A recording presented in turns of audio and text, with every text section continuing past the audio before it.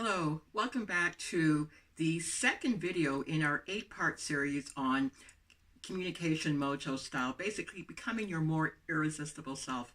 We covered a couple of aspects in the intro and in video 1, and on video 2, I want to talk about presence and what it is, what it's not, and why it's so very important, and what's the one thing you can do right now to effectively amp up your presence, especially in the presence of other people. I'm Pamela Sylvan, the Mojo Maker, and I'm a publicist and Mojo Maker here to help you rise up and spiral up to your best self and to your next level self using the power within, in which I like to call your mojo. So let's get on with video 2 today. Presence, what is it? In video 1, I talked about that inevitable quality called charisma and energy. And you know people who have it the minute they walk into the room, all eyes, all energy are on those people. They're emitting a signal that says, I got this. I'm worthy. I have confidence. My self-esteem is on track.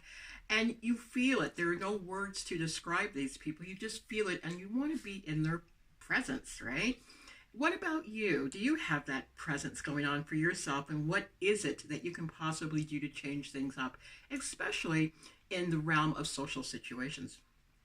Most people in social situations are somewhat ineffective. They really don't know what to do with themselves because no one's ever took them aside and said, you know what, the minute you walk in the door, these are the first 2 or 3 things that you should look at doing.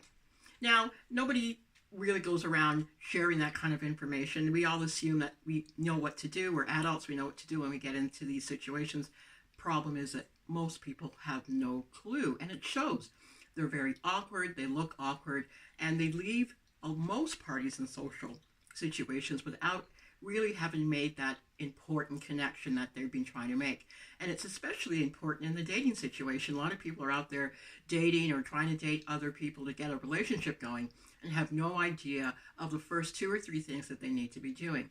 And the number one thing, if you are in any realm of conversation or social situation, you need to be listening to the other people. Listening and being present.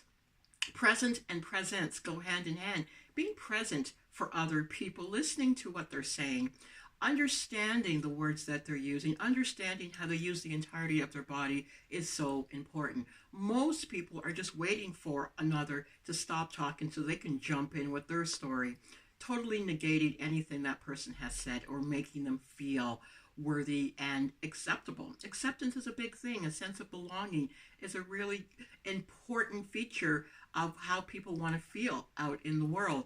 And the biggest gift that you can give another is to listen. Just simply be. There's nothing for you to share in that moment. This is about them. So truly listen. And if you want to let the other person know that you're truly listening, repeat back some of the things that they're saying, either a word or a phrase, or maybe even say something, so let me understand, or let me be clear, or tell me about that. People love talking about themselves, and not because it's an ego trip, it's because it's the one thing that they know best. So I'll give them the space and allow them the space to be present for you, and while they're talking, truly listening. The art of listening is a very difficult thing. We think it's a matter of not talking. No, it's not a matter of not talking. Yes, stop talking while they are, but listen. How do you know that you've heard what they've said? You're able to repeat back a lot of what they shared with you. And I know I catch myself not listening properly sometimes. Someone might have rambled on about something and I totally missed half of it because I didn't put the entirety of myself in there. So you know when you're not listening because you've missed half of the conversation. So step back, give them the floor, so to speak, and allow them the moment to share the entirety of who they are.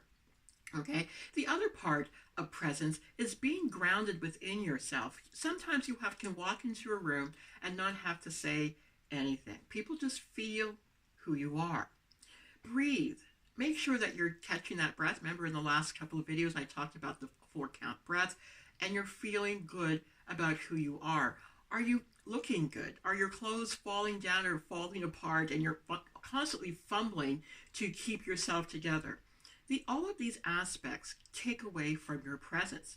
People with great presence are comfortable in the situation. They're comfortable within their clothes. They're comfortable within their skin. They're comfortable within conversation. And conversation and how to start conversations on video number 4, I believe, as we go along in this 8-part series on how to become your more irresistible self within social situations. I'm talking a lot about aspects and tools and certain things.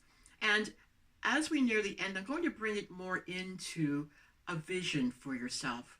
A lot of this is about the physical and what I call the metaphysical, and having these two things work in conjunction with each other to bring about a bigger and better experience for yourself. Because aren't you tired of fumbling around and missing the mark all the time? Isn't it time that you're able to spiral up and really connect to that major mojo part of yourself that's just waiting for you to turn on and really just go and fly?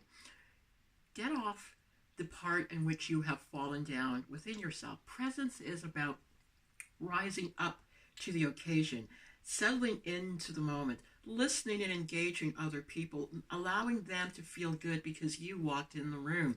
Yes, you might be looking sharp and you might be looking grand and you might be all that, but you know what? It's really about how you made other people feel.